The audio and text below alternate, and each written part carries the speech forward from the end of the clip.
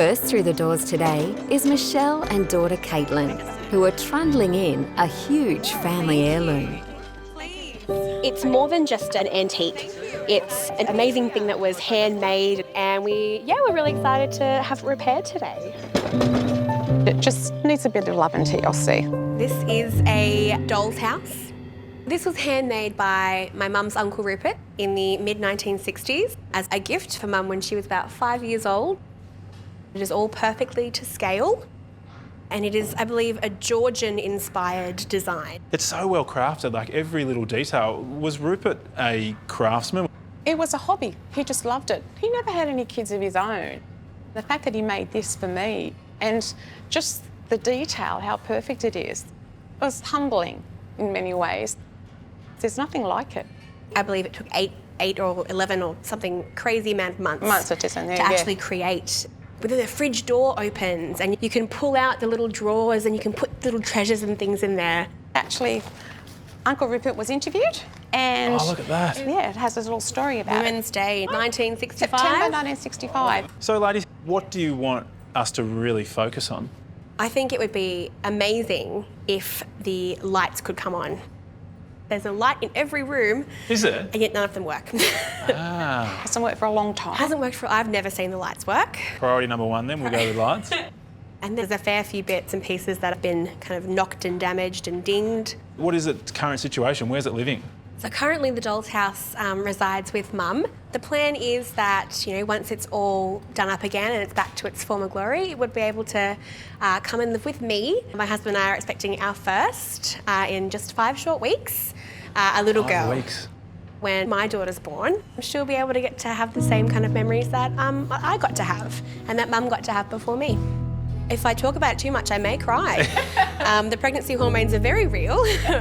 This brings 3 generations together. Like, I'm going to watch my little girl play with it, and then her little girl's going to play with it. And that doesn't happen, come often in a lifetime, something really special like that, to have something to give to a future generation. I'm hoping that it can be restored so that my beautiful little granddaughter can play in it and remember it as I remember it. Uncle Rupert would be absolutely chuffed to know that this thing that he made to be played with and to be loved is actually going to get that new lease on life and is going to be able to be played with and loved again.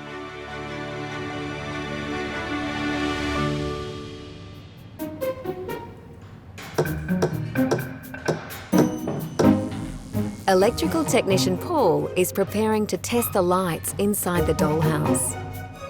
Caitlin has never seen the lights work, and Michelle is hoping it will evoke some precious nostalgic memories of her childhood.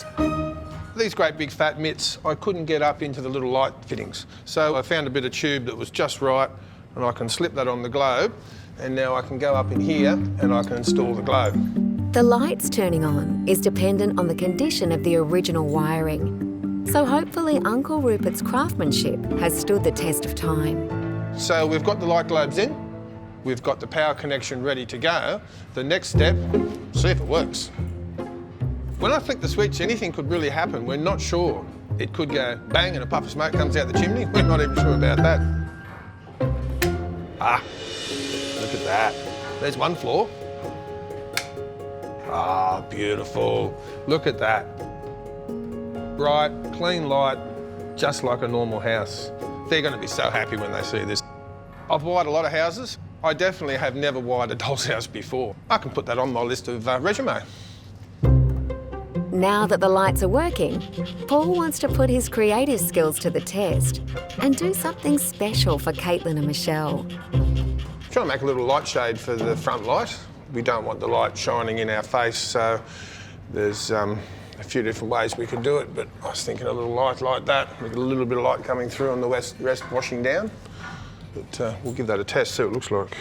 Paul hasn't worked on anything this small of a scale, so he's letting his inner child run free and decides to make a light shade out of a bottle top.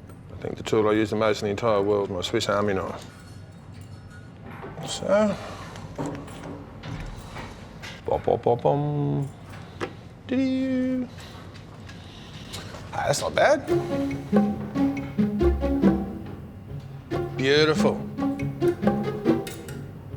That sort of shines down the front, doesn't it, like an outside light? I can't wait till they see it for real.